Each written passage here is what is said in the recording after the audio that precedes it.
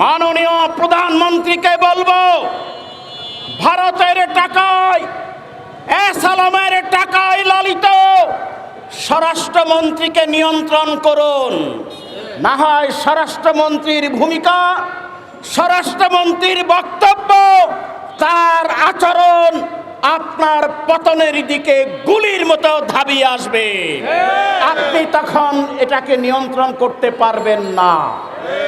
এই জন্যে সচেতন গ্রাহক ফোরাম এবং ব্যাংকে যারা চাকরিরত আছে পরিষ্কার ভাষায় জানিয়ে দিতে চায়, বাংলাদেশ ব্যাংকের গভর্নর হাতে করে যদি চেয়ারম্যানকে ইসলামী ব্যাংকে প্রবেশ করাতে যায়, শ্রীলঙ্কার রাষ্ট্রপ্রধানদের মতো অবস্থা হবে।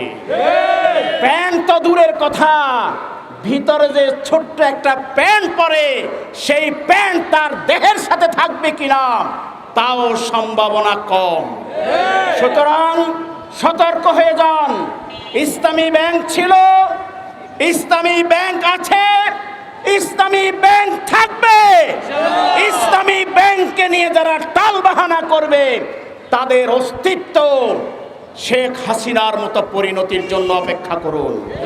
সুতরাং ইসলামী ব্যাংকে যাদের অ্যাকাউন্ট আছে, পুলিশ, সেনাবাহিনী, এমপি, মন্ত্রী, হিন্দু, বৌদ্ধ, খ্রিস্টান, সকল স্তরের মানুষ যখন ঝাঁপিয়ে পড়বে, তখন আপনার এই লালিত ফিডার খাওয়া চেয়ারম্যানের রূহ বেরিয়ে যাবে কোন জায়গা দিয়ে তিনি নিজেও টের পাবেন না।